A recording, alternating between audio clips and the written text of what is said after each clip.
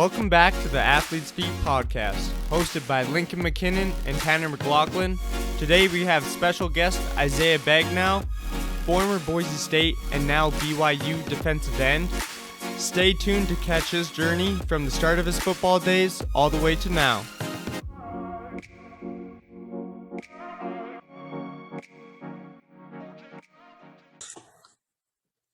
All right, and we're back for another episode. We got my co-host Tanner McLaughlin over here, me, Lincoln McKinnon, here with our guest Isaiah Bagnah. Got your start playing with Tanner at LCI, then moved on to the D1 level. Yes. One of the very first and one of the very only recruited D1 straight out of Southern Alberta, so the big props for that. Had a good 4-year career at Boise. Moved on to BYU now and excited for the season, I'm sure. We're gonna get straight into it. Our very first question for you, Isaiah, is to say, how'd you get your start in football? I know obviously in Canada, other sports dominate a lot more than football. So how'd you get your start playing football? No, totally. So growing up, I was playing basketball mostly. That was actually the first sport I ever played. And, I started that when I was 5 years old. And it's funny because I went to Steve Nash basketball camp. And that was my first experience of playing a sport, you know what I'm saying? And, most of my other friends were my family members. My cousins played hockey growing up. And, I was trying to drift away from the hockey aspect of it because, shoot, you don't want to see me on skates. You don't want to see me on skates, man. It's all bad. So anyways, so I started with basketball, man, and I remember I think it was the second week of the camp. I went up for a layup and I came down and I broke a kid's nose. And I felt so bad, I saw he was crying, blood was going everywhere. And after that point I was like, man, I'm not playing sports again. What? That's crazy. And so anyways, I didn't actually want to play sports until I think I was 11 years old when my mom asked me if I wanted to play football and get into it. And at the time, I was living up in the Calgary, Alberta area. Okay. Airdrie. Okay. Yeah. So I still had that, I still had a little PTSD from that basketball moment. Right. Man, I don't know if I'm trying to get into more violent sport and everything. With that being said, I did, obviously I was a bigger body as a kid, Tanner knows full well. But, so with that being said, I was like, man, maybe it's worth a shot. Let's try it, So anyways, I get out to my first practice. It's the middle of summer. It's hot outside. The sun's out. It's beaming. And, growing up, I was a little on the chubbier end, man. So running around wasn't my thing. And so I just remember it was so hard. We were doing these circuits and everything, man. And it got to a point where I was so out of breath. I thought I was going to die. I had to sit down, man. I had to take my helmet off. I had to get a whole bunch of water sprayed on me and everything, man. But, after a couple minutes, I got back up and got after it again, And so, with that being said, man, after practice, my mom came up to me. She's like, you don't have to keep doing this. If you don't like the sport, you ain't got to keep playing it, But I remember I told my mom, I was like, straight up, that was the best day of my life. This is what I'm trying to do, So after that point, the rest is history, And so obviously I dabbled in with other sports. I played basketball actually when I turned 12 again, and then continued playing that through high school and everything like that. Got into some track and field. I actually even played rugby for a month when I was I think we played rugby together, didn't we? Yeah. What? Yeah. We You played played because rugby? that's when because we used to play with the Jacobs back Yep. on that Back old in the field day. out there on the north side. Yeah. Really? Yeah. And also, I didn't realize that you lived in Airdrie because I lived in Airdrie for a few years as well. I had no idea you lived there. I didn't know that either. Yeah. That's crazy. Yeah. Yeah.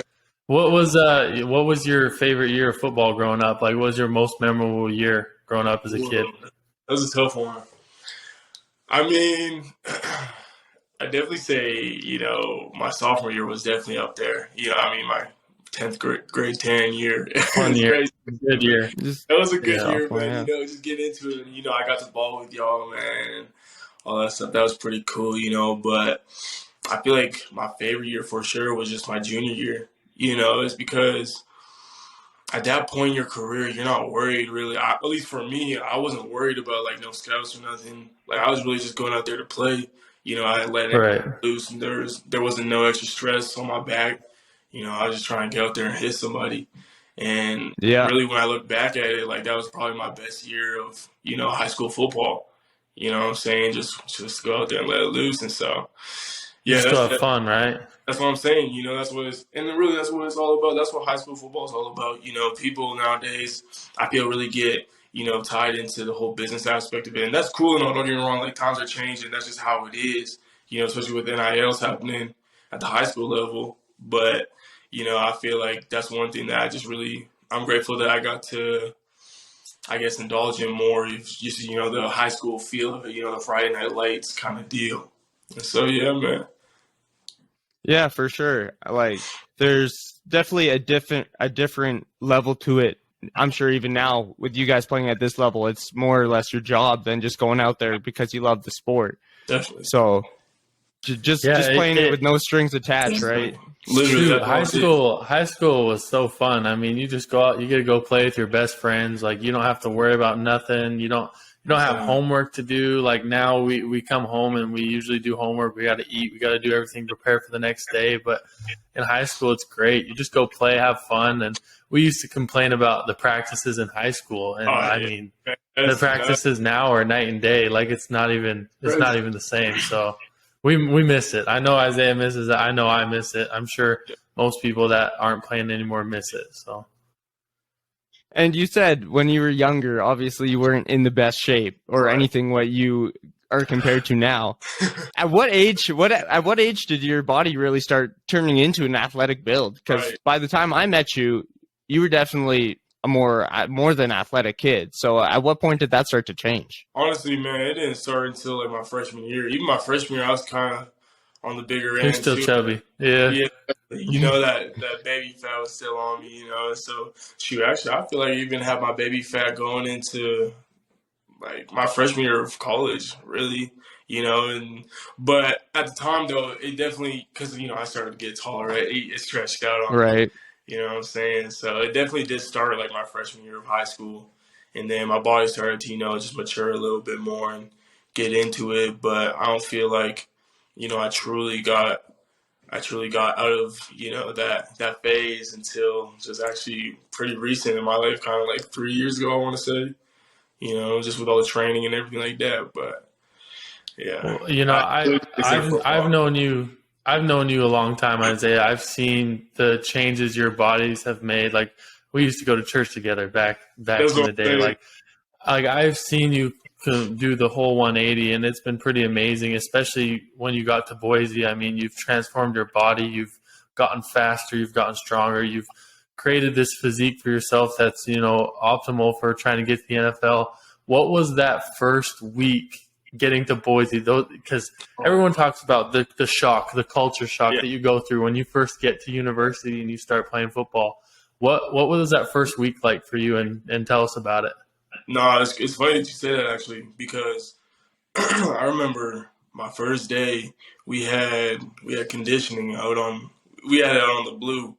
And like I remember, I think the turf was like 125 degrees or something like that, and we're out there running, man. I'm like, oh my goodness, I don't know how there's no way I survived this, bro. Like actually, it actually got to a point we were like, I want to say halfway through our conditioning. We were just running circuits and everything, and it's tough because there's this thing called like re-racks, and so in the circuit, in the specific set that you're doing, if you mess up like the smallest detail, you got to redo the whole thing, and there's lines, and all the freshmen, obviously incoming freshmen, would be at the back of the line, because like all of upperclassmen, everybody's like, hell no, you ain't coming with us, because there's definitely a better chance of us messing up, and they obviously, you don't want to redo those damn drills. And so anyways, I remember my line, it was all bad, man. Like I'm talking every station we was at, bro. I'm talking we redid like I think it got to a point where we redid one drill like 12 times in a row, just back to back. Just keep going, keep going. And so, anyways, I remember it was my last station, and this was right before we ran sprints. Like this was just the start of it all. I remember Right. I got to a point, man. I was like, oh no, it's happening. I started like everything started to get like super bright, man. Yeah. All on my face, bro. Face full of turf, knocked out. It was crazy, man. No. That's why when I tell you, man, like the summer training, not even summer training, the winter training, in my opinion, is harder than summer training. But summer training, and when you first get here, is like it's something that'll definitely have, like it breaks you. That's what it's supposed to. It's supposed It does. to break you down. Yeah. It's like a full reset. As you can say too, Tanner, like that shit is no joke, man. It ain't no joke. So. Yeah, no, and it doesn't get any easier. The part that gets easier is you get used to it. Like you get used to, you just know it's coming. You just accept that it's coming, and you know what's awesome. I mean, it's awesome that you share that experience because I think it's really cool, and I know you can attest to this as well. I mean, having teammates by your side going through this same torture is awesome. I love that. I love it because I can compete with them, and you know I know they're sacrificing just as much as I am, and you know I think having that team bond and going through the summer workouts, going through the spring workouts, I mean it's so ideal. It really creates this relationship with the guys around you, and really you're working towards these goals every single day. And what better to do that what better than doing that, going through blood, sweat, and tears together and really like going through it every single day. So 100%. I think that's awesome. No, definitely. And it's cool that you say that too, because like, you know, it's especially for like my first week, you know, it kind of ties in what you were saying, you know, like I was able to see the older guys ahead of me doing like how they handle their business, how they handle the drills, how they handle their work ethics, you know, like I feel like that had a huge impact on me. You know, it kind of like it showed me not only just how to be a leader, like on the team for the, you know, the younger guys or the guys in the back of the line, you know, but it also showed me like, you know, you can do hard things, you know, it's just really your mentality, your mindset towards it. You know, there's obviously like coming into high school, like I never worked out in high school. In fact, I never worked out.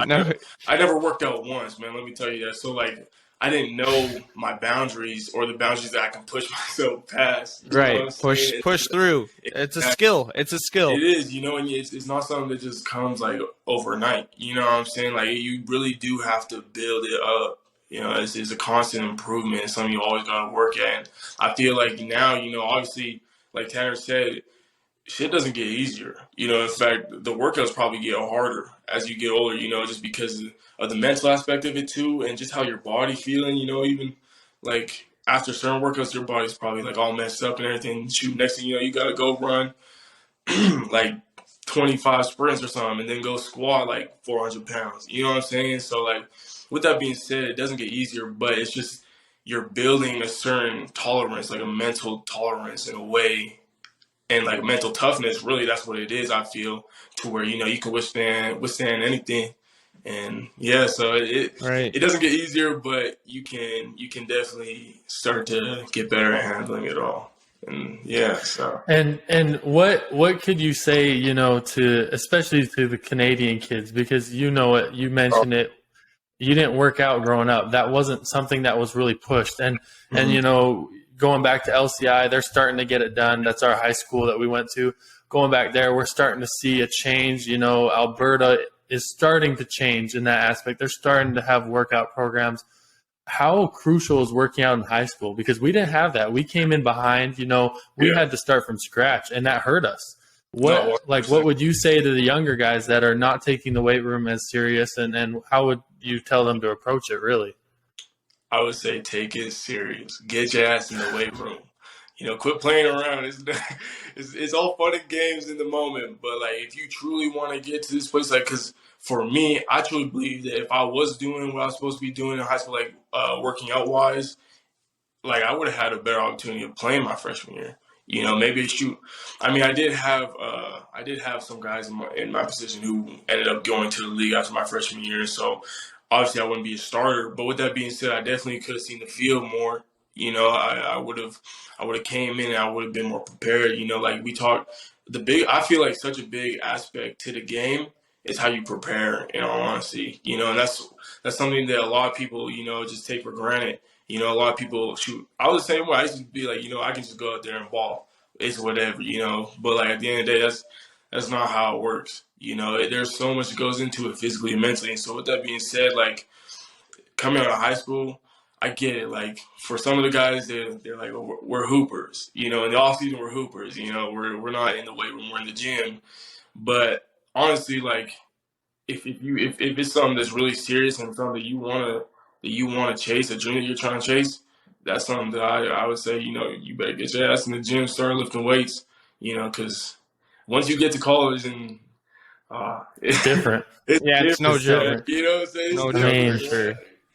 Especially in the weight room, you know, it's crazy. It's high tempo, you know, like it's like boom, boom, boom, and it's not lightweight either, man. Like you're throwing around like 300 pounds, 400 pounds, like you know what I'm saying. So with that being said, yeah, like it all comes down to preparation. And, you know, if you can just get a better jump on it, definitely get on that.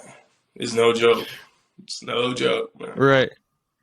So coming out of Canada, obviously you took a different route than Tanner did. Mm-hmm. How did the recruiting process even work for you? Right. How did the schools approach you with less tape, less visibility really on yourself as an athlete? How did that all come about? So like for me, it was a lot of it did come out of, you know, strictly Twitter. You know, like that's pretty much where the platform where all of my recruiting happened. You know, I'm not saying that's how it is for everybody. For me, it was all on Twitter. You know what I'm saying? Like, I would get things at the time when I first started my recruitment, like around, I want to say like I was 16 or something, my junior year of high school.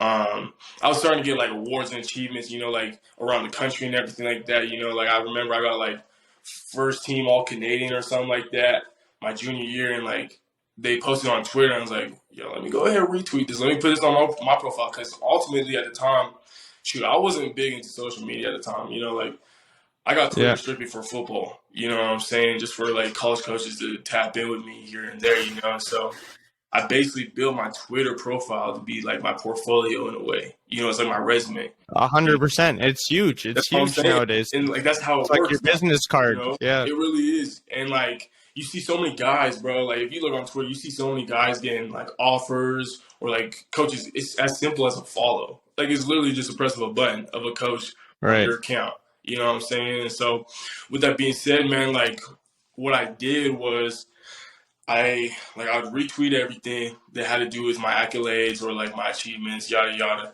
And then like in my bio, I'd put my height, my weight, you know, your GPA.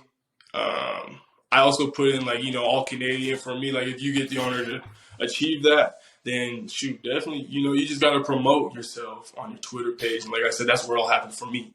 And so with that being said, what was you going to say? Sorry. No, I was just going to say, and do you feel like you did a good enough job personally at posting film and everything on Twitter? Oh, yeah. Or do you think? Yeah, definitely. Because after every single game, that was the first thing I did when I got home. You know, I watched the game. I took every film, every clip that I had that I thought I did good in. Boom, take it, copy it, single myself out, make a whole clip of it. And then, you know, I would do that every single game, you know, and then I wouldn't put out every single game highlight reel on my Twitter, but I'd put like a mid-season highlight, you know, and then I'd put a final highlight reel from that year. And then I'd post those, man, and shoot, next thing you know, people gonna watch them. You know, like regardless, like if you can ball, you know, that's the thing too. Yeah. I really feel is, you know, something that's really important. Like if you can really ball, like somebody gonna find you. It don't matter where you from. You know what I'm saying? Like from my class, I was the only one. There was 10 dudes from my class that went Division I, and like I was the only one who came out of Canada from it. You know what I'm saying? Like they were all in prep schools or something. And, like I believe that going to prep school route would have helped me big time, in all honesty, especially big time. Yeah. You know what I'm saying? But at the time, I felt like, I did believe that in myself, first of all. I knew that I could ball, and I knew that this was for me, this sport, and that if it's meant to be, then shoot, it's meant to be. They'll come find you wherever you at. As long as you're doing the right things, and like I said, if you can ball. And so with that being said, man, so yeah, I made my whole Twitter profile, my portfolio, and shoot, college coaches came in. I followed every single coach. That's a big thing too. I followed every single coach that I possibly could. You have to. You have to put yourself out there. You have to brand yourself. I mean, I remember spending hours sending emails, sending DMs, like everything. I would stalk these coaches, trying to find every type of social media, page that they had, and just you have to be, especially being from Canada, especially being under recruited. I mean, you have to figure out a way to put yourself in front of these coaches, and Twitter's great. Like, I did the same thing on Twitter. I did it after my super senior year. I didn't know what I was doing when I was a true senior. It was I didn't have that knowledge. I didn't have that, no one was guiding me. I didn't know any better. Right. But the Twitter's huge, man, and that's awesome that you can share that. And for anyone watching, it's still the same thing. It's the same way, and a lot of kids do it these days. You see all these kids, they all post it because that's the norm. That's college recruiting. Yeah, you have to. You have to. If you don't, you're just putting yourself at a disadvantage. Like you said, Isaiah, that was the best route that you could have took. Not going to a prep school is by putting yourself out there on social media, because they can come find you. But if you don't got any tape or anywhere for them to look you up, you can ball. But if they don't see you, it doesn't matter. It doesn't matter. That's right. Right. And plus, like you have to go the extra mile. Like what Tyler said, you can't just sit down, especially if you coming from Canada, or like a spot like that, you can't just sit around. You gotta really go the extra mile. You gotta do as much as you can. Like a lot of dudes are like, I don't wanna follow, too many coaches, or you gotta take, it's the ego part. You gotta take your ego and throw it away. Think they're too cool. All you need is an opportunity at the end of the day. It doesn't matter where you go at. It doesn't even need to be like a big school or nothing. As long as you get an opportunity, you know what I mean? Because doors will open regardless. And at the end of the day, all you're trying to do is just continue playing football. You know what I'm saying? So with that being said, man, it's definitely a process, and you gotta commit to it. You gotta stick with it. But it definitely is something to be grateful for, looking back at it now and seeing all the work that I've put in. Right. No, that's awesome. And it's obviously paid off. Going back, we talked about the first week workouts at Boise. Mm-hmm. Besides directly football, in your first little bit at Boise, moving into college, what was probably the biggest initial shock for you? Man, it was crazy. I remember that first week was tough for me, man. I'll be honest with you. Homesick. Oh, big time. It was bad. It was bad. I remember my first night, actually, when I got to Boise. I was with my mom, and we're in the hotel room, and I haven't told many people this story, but in all honesty, I sat there with my mom. I was like, Mom, I don't want to be here. Take me home. I don't want to do this. You know what I mean? Because it was, first of all, it's scary. I was 17 at the time, coming to college. You know what I mean? Shoot, I'm a mama's boy, I've always been with my moms, growing up and everything. So I was like, I'm not trying to be away from you. Shout out to the mama's boys out there. Yeah. Shout out to the mama boys. Know that. But like I said, man, I wasn't trying to do all that. I was trying to be on my own, figuring everything out by myself, getting places, But it's kind of like a leap of faith you gotta take, not only just in yourself, but in your process. You did this for a reason, and that's kind of what I just reminded myself is. It's definitely not going to be easy. In fact, that first year of college football was the hardest year of my life. It's a whole bunch of adapting you have to make. You gotta. You don't have to change as a person, but you definitely have to make you gotta be more responsible. It's a time where you become a man in a way, or at least it's how you start to become a man. And looking back at it, I'm so grateful that my mom told my ass to stay, and that I was doing this regardless. But yeah, man, it was, when I tell you, it was tough. It was tough. I can agree with that 100%, because I've talked about it with you guys before. That first year is it's a different type of beast. You have to grow up. You have to. I'm the same way. My mom and dad, they were telling me too, like, just stick it out, like, be tough. You can do this. And it's tough. You want to go home. Like, you're in an uncomfortable environment. Not to mention you're getting worked like a dog every single day.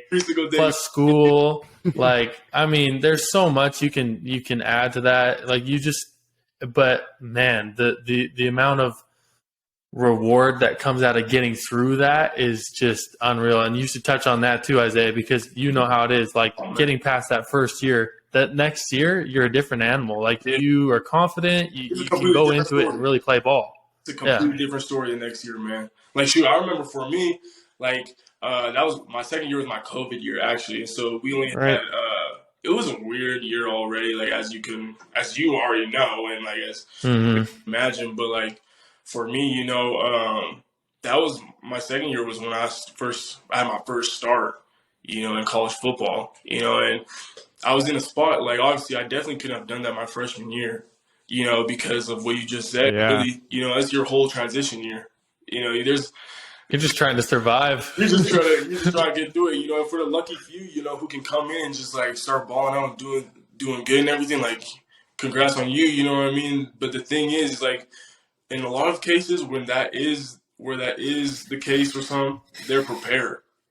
I wasn't prepared. Those guys, they've been working out for 4+ years already. Since grade 6, right? They've had a plan to go play college ball since, like, they've had it laid out. Like, there's no questions asked. Like, for us, we had no one telling us what to do and where to go. Nothing, man. It was crazy. So yeah, literally, man. Like, I remember my boy George Kalani. I don't know if you guys are familiar with him. He's a running back on Boise State, man. And, we're boys, man. We were like roommates for 2.5 years, something. But I remember freshman year, we had a couple of freshmen who got playing time, but like, he came in and like started as a running back. He got 1,000+ rushing yards. Like, bro was handling business, but like, I feel like him coming up, just like from chatting up with him, like getting to know him better, just his come up football wise, he was definitely, prepared. Like, he went to St. John Bosco, like, he had a good upbringing football wise, That's pretty much more years at a college program right there. Yeah. Right? And so with that being said, like, guys like that, like, shoot, good. Like, that's awesome, but unfortunately, no, I don't want to say unfortunately, because like, I'm totally grateful for my process and like what I've been through, but in my case, that's just not how it was, So, nah, it's crazy looking back on it. It's crazy, man. And I've often wondered, like, too, because you wonder, what if we grew up in the States? Where could we have ended up? Like, literally.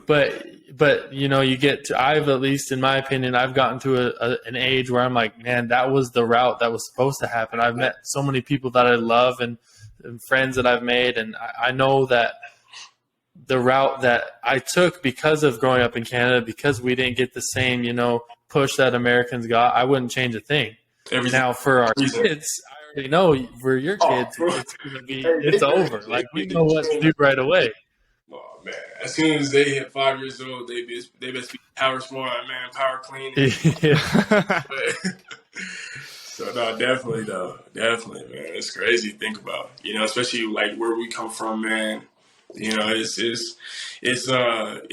predominantly not like surrounded by football. That's not like what it is in the community. I feel, like I said, there's hockey, lacrosse. I guess basketball is kind of turned up there. Southern Alberta basketball, bigger than football. Yeah. It's cool. Don't get me wrong, but like, no, it's just for like to take the route through football. It's pretty cool, man. It's crazy to see your story, Tanner. Even like with everything that you've gone to do, everything that you've like accomplished and everything. That's really cool, man. And I know a lot of kids who look up to like guys like that. You know what I'm saying? Guys like you, man.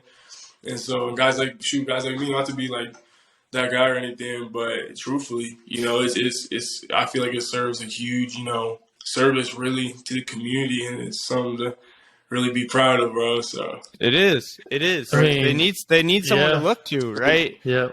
Obviously, Tanner did it just shortly before you did, and I'm sure you look to him and the kids coming after you guys. That if they don't see something to chase, they don't know what to go for, right? So you guys are really paving a way. it shows that it's possible too.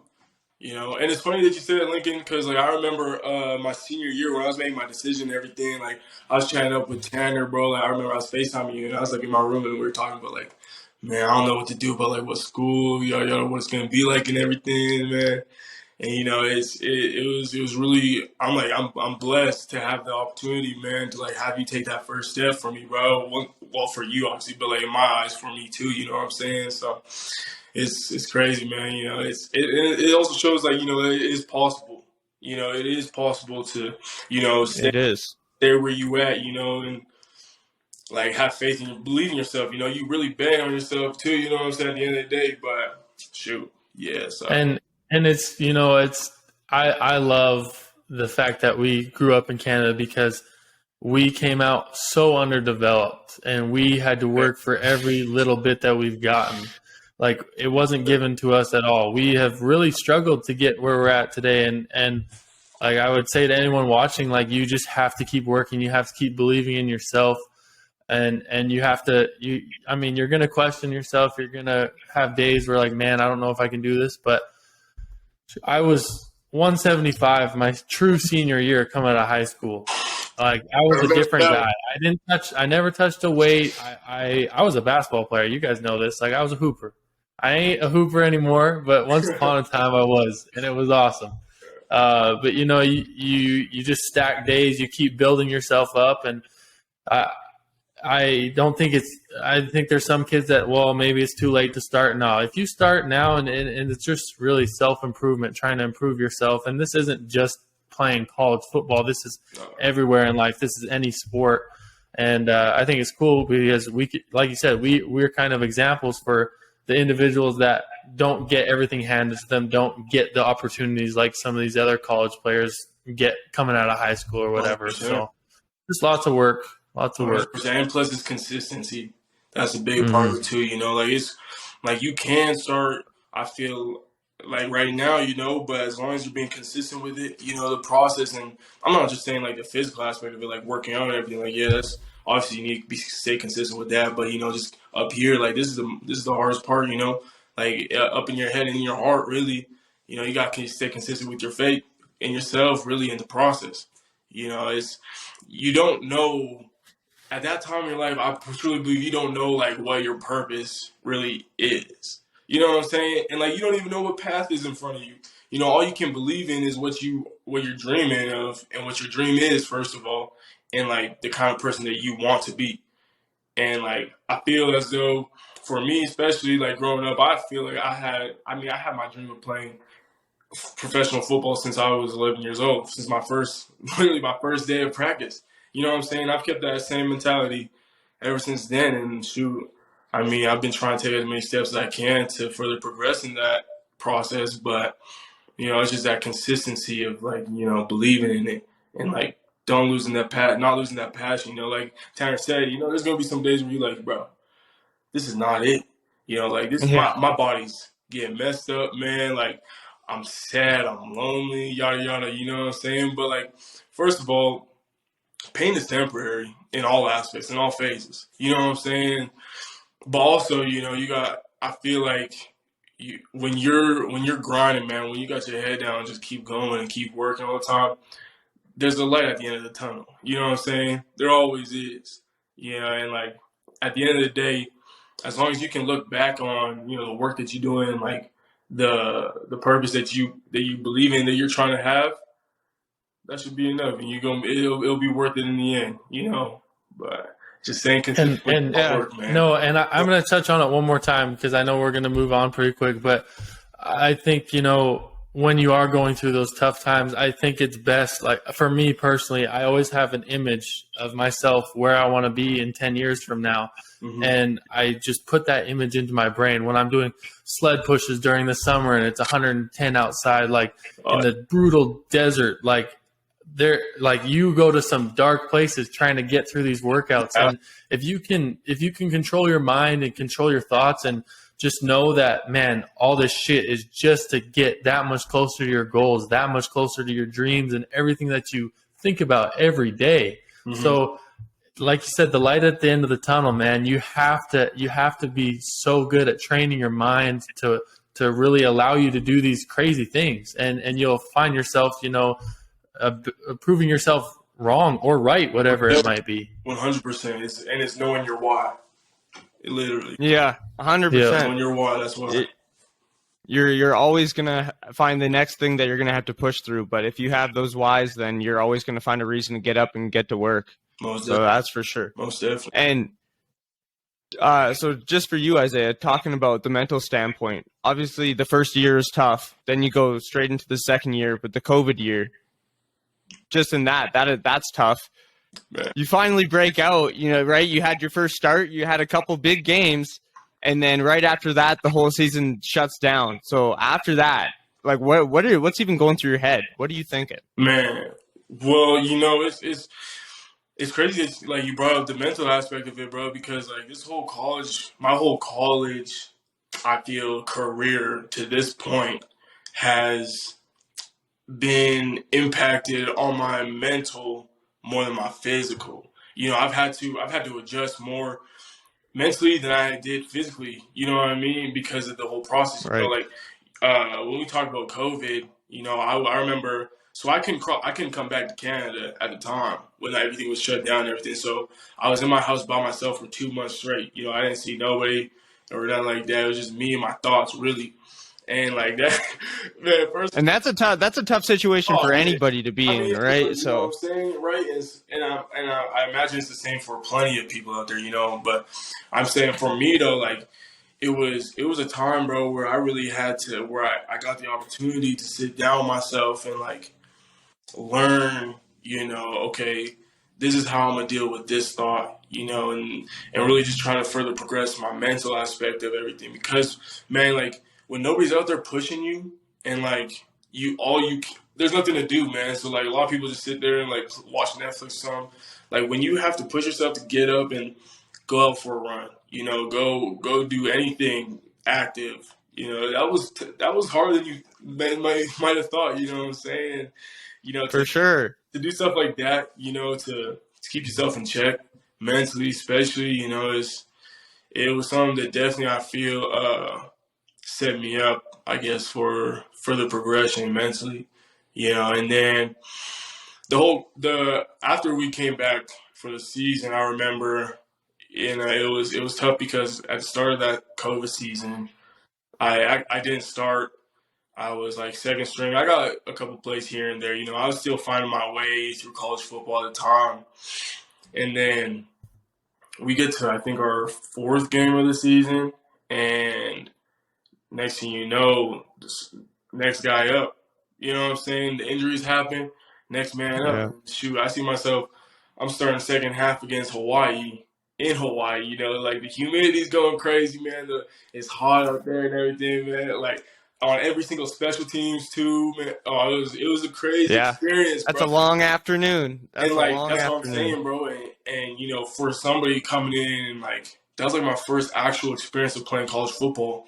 And, first of all, you're thinking about, oh, hell, I'm tired as hell right now. Like, I'm on every special teams, and then I'm on defense, and we're out there for like 10, 12 play drives. You know what I'm saying? This 98% humidity. It's like not like 100 degrees outside or something like that, So, like, there's these things that are coming into my head, and I'm also playing a talent that I've never played against either. This is like Division I football. Like, these are full-grown men, and so with all that happening and everything, you really got to keep yourself in check, man. You got to be like, okay, hold on.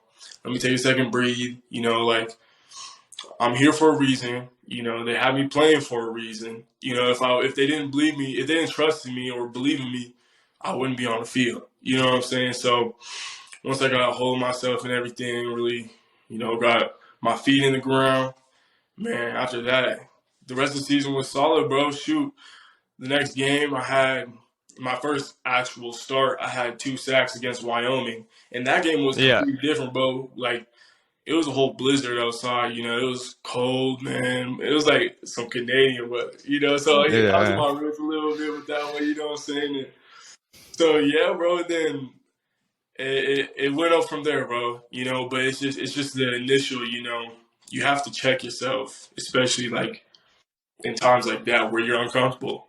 You know, you're not familiar with these new scenarios, these new positions you're getting put in.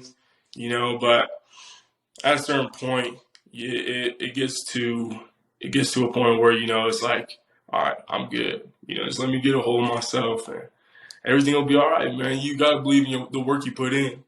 You know, like you don't just go out here and run all these damn sprints for no reason. You know, you don't go to practice every day and show up and go against the best guys in my conference. Really, you know, I was going against second round offensive lineman. You know, my first year of college football. You know, and so. But I bet you're dang grateful for that too. Oh yeah, 100%. Don't get me wrong. Yeah, 100%, man. Like you see a different kind of talent, man, like that, and you know, it only makes you better at the end of the day, and that's what you want.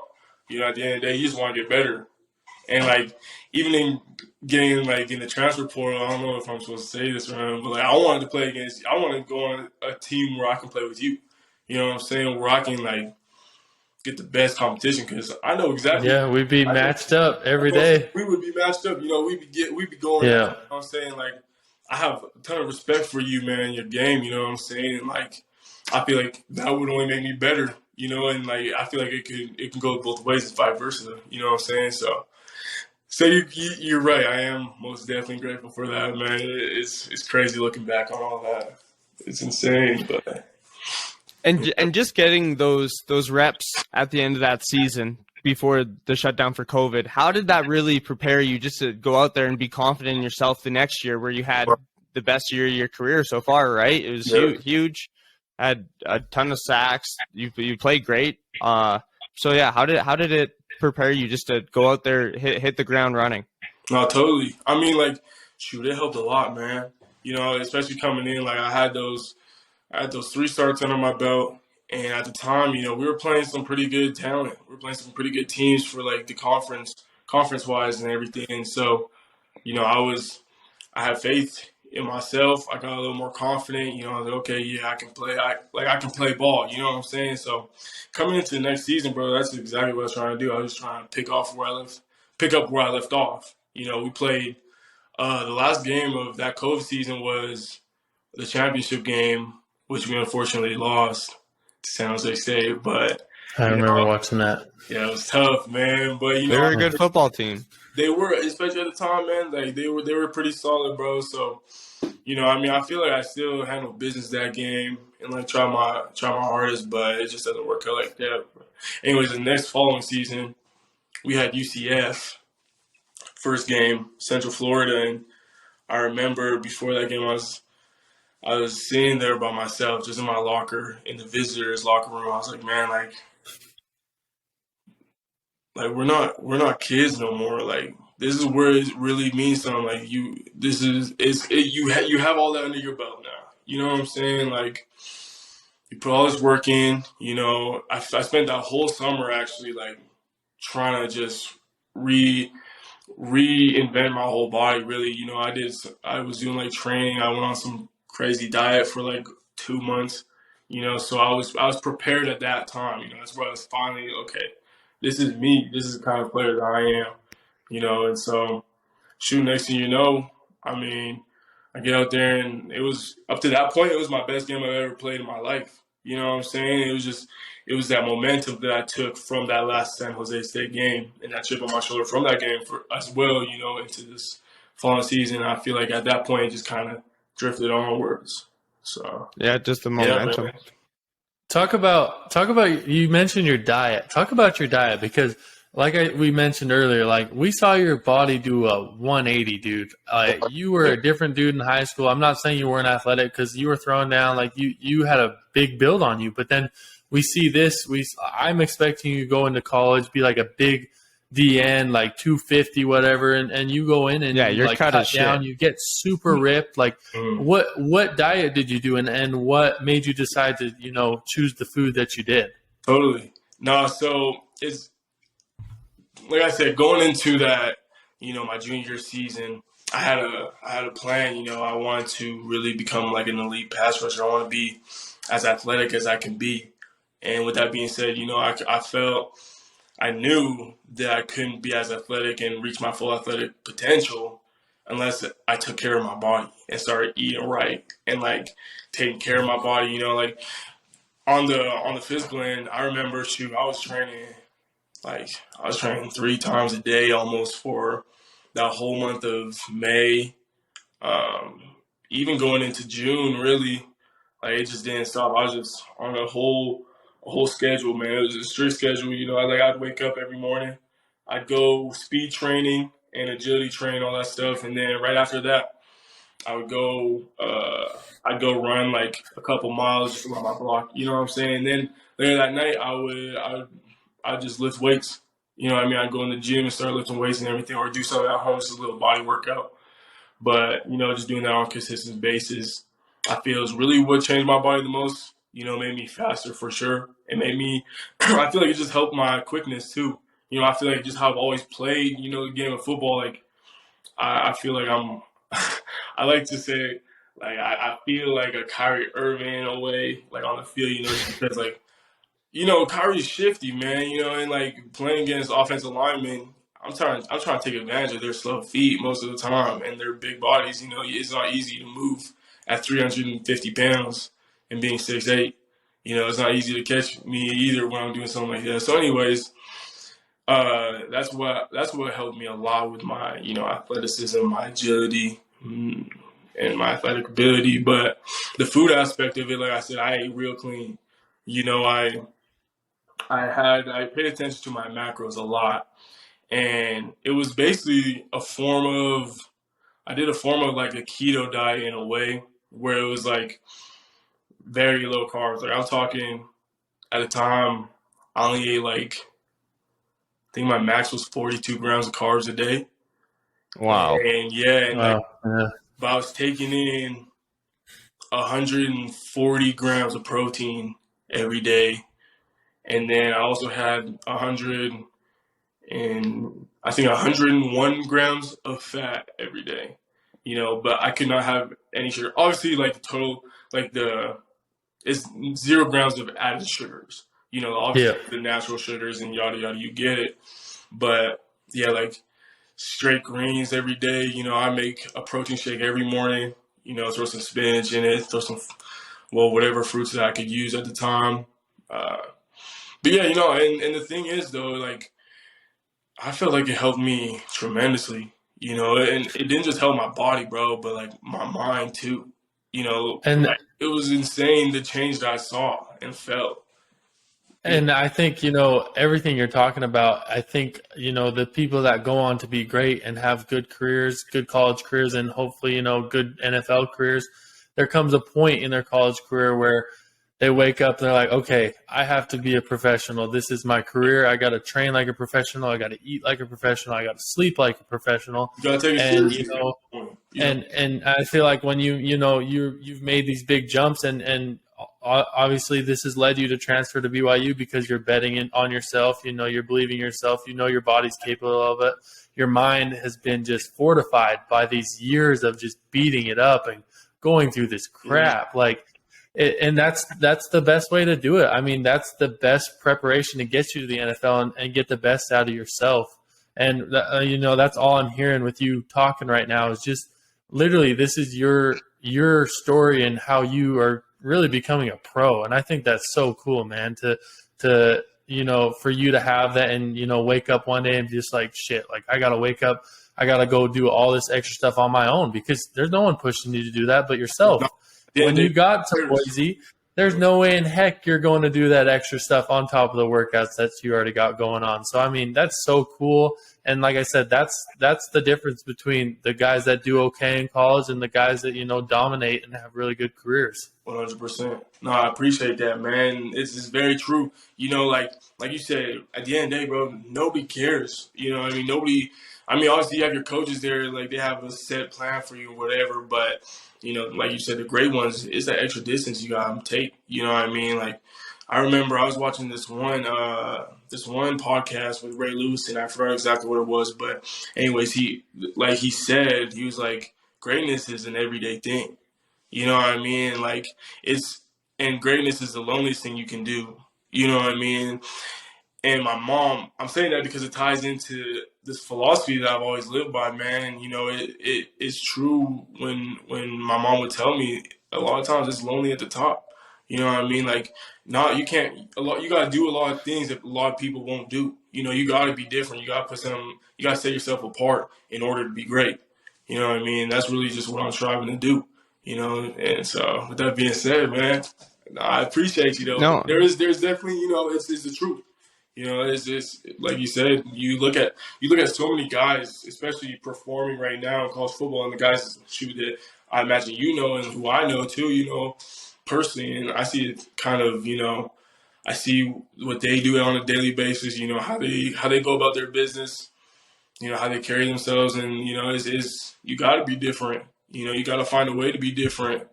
And yeah, man, there's dudes waking up every day before practice, going for runs, or like making sure they get a good breakfast in or something like that. Well, some people are sleeping. And you want to say those people sleeping, not doing anything extra for themselves. They want to do something special, or like, because it just doesn't happen like that. You got to work for it. You got to do something extra. There's always something extra you can do. Yeah. Like you said earlier, it's not like you just wake up and you just ball, especially at the level that you guys are at. If you want to be as successful as you guys do, you got to put the preparation in, and being great is an everyday habit. So it's all about just putting everything together every single day and letting the process work for you. All right. And so this year you made the decision to leave Boise and enter the portal. First off, before we get into the portal and now BYU, what do you think that you really gained from all your experiences at Boise throughout these last 4 years? 100%. Like going to Boise State, it was a huge experience for me. It was crazy. Like I got to go and see a whole different community. I got to meet a whole bunch of different people. And, I made a lot of good memories with a lot of guys that, I'll have around for the rest of my life, I believe. You know what I'm saying? So with that being said, it was cool though. I really felt like during my time at Boise State, I've gotten the opportunity to kind of find out who I am and figure out who I am as a man, and kind of person I want to be. And with that being said, it's the football part of it. It was good for me to definitely get my feet wet into college football. I feel like first of all, it's a good program, football wise, and like, it was some good coaching. I've been around some dudes like who are successful, you know what I'm saying? And I've been able to learn from all those guys and see what works for them, see what works and what doesn't work for them, but at the most, what works for me and what doesn't. You know what I'm saying? I've had, 3.5 years to figure all that out. And so pushing it on through my football career, I feel as though I built a foundation for myself where I can lean on, what certain values, certain like a work ethic that I can follow and believe in, because those are things that I work so hard to, sustain for myself. And going to Boise State, it's not an easy school to go to. They talk about this blue collar mentality, and there's like there's a standard that you gotta hold yourself to in order to be successful. Really, you know what I'm saying, on and off the field. Like I remember, my whole life, I never got a 3.0 GPA once. You know what I mean? I wasn't a big school guy, you know what I'm saying? But, I came here, and once they take school really seriously, and over time I started to as well. Once I started to commit to that, and now I'm a 3.0 plus student. You know what I mean? And I really learned how to handle my business. A lot of dudes, I feel it's hard. It's hard for some guys to really learn that aspect of things, like the off the field part of football, because it really is a huge part. You know what I mean? Like, football only lasts a few years, especially at this point for us. You know what I mean? So with that being said, it's everything that you take from the game, you're gonna have for the rest of your life. And the trials that you, or at least that I've been able to overcome and fight through and push through. Those are things that I'm gonna use, and I do to this day in my daily life.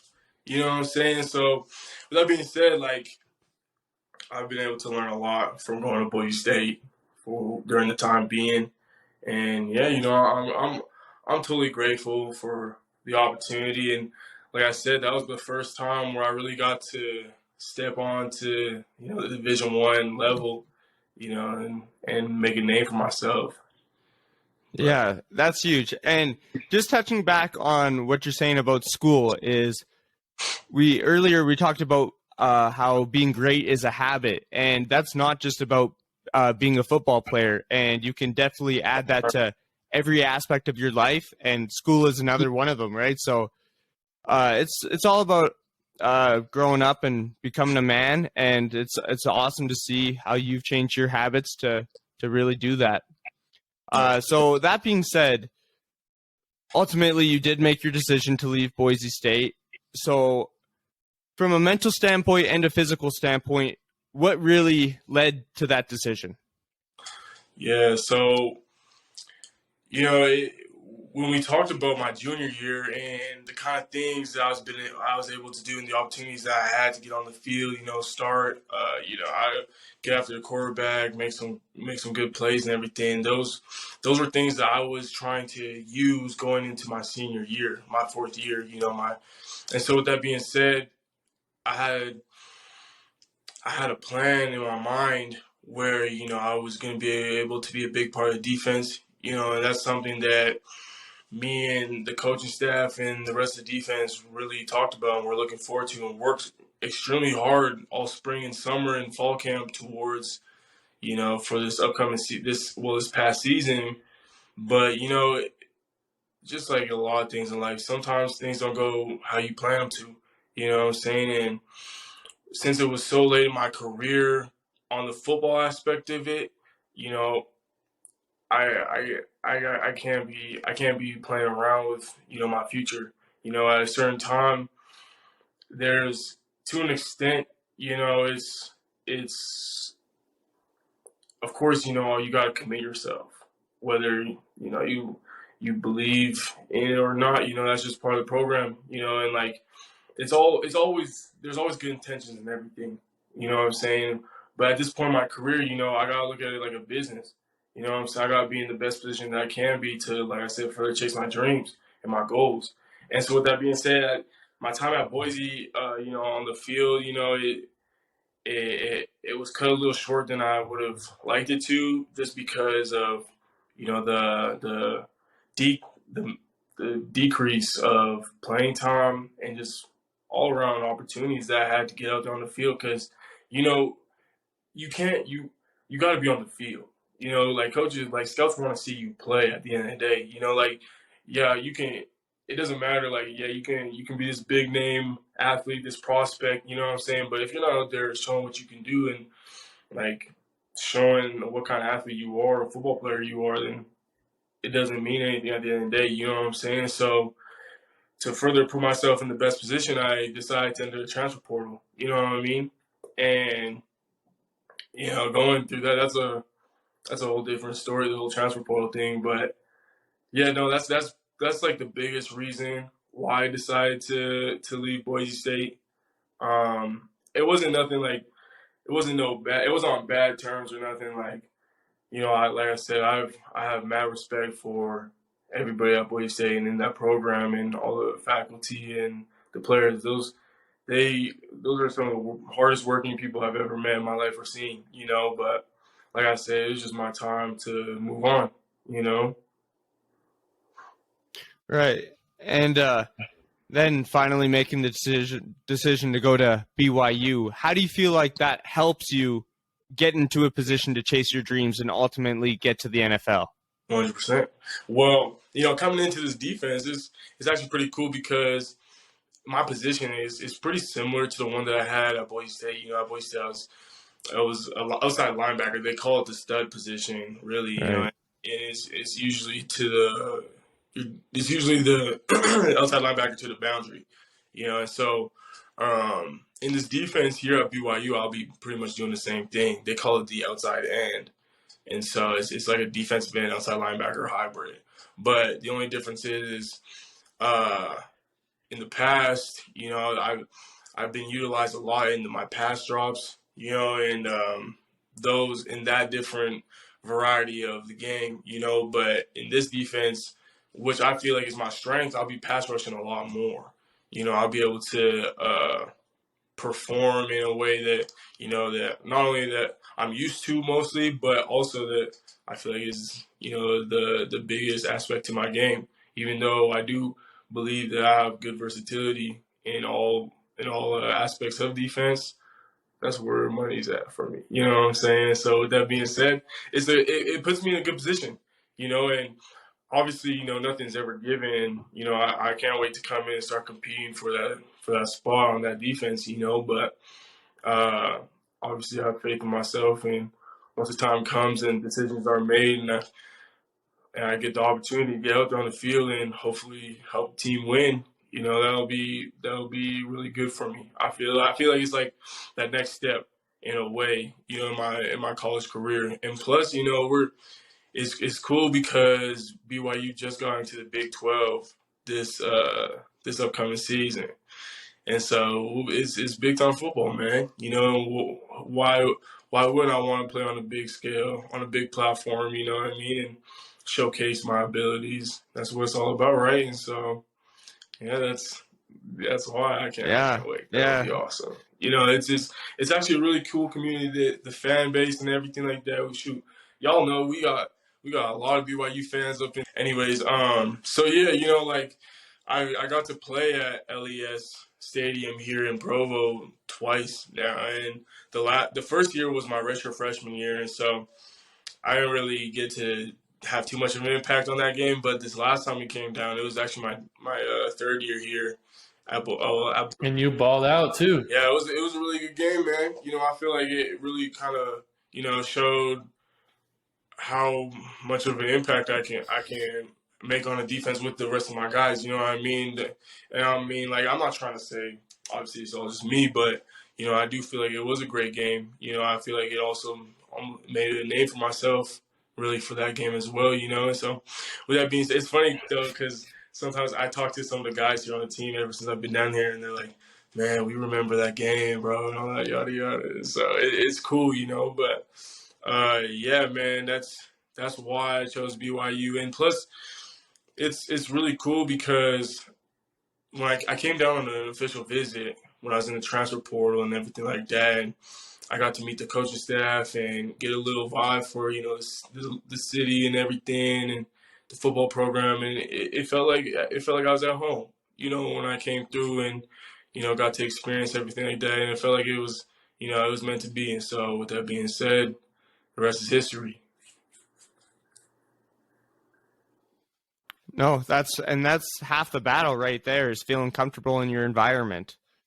So we're super excited to watch you ball out this year. I think you're due for a huge season.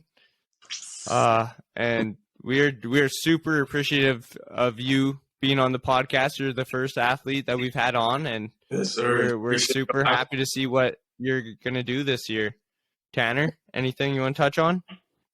Yeah, no, it's awesome to be able to have you on as our first guest. Obviously, we're all Southern Alberta made, so it's really cool to see, your story and how far you've come. And it's still only just the beginning. I mean, you know it just as well as I do. Like, we've done quite a few years of college, but we haven't even really started our true football career if we plan on playing as long as we want to. So we're excited. We'll get you back on.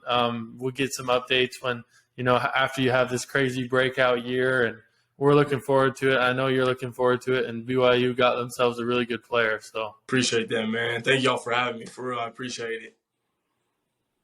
Yes, sir. Yes, sir. Well, that just about wraps it up for us this episode. I think that's about it. We'll catch you guys next week.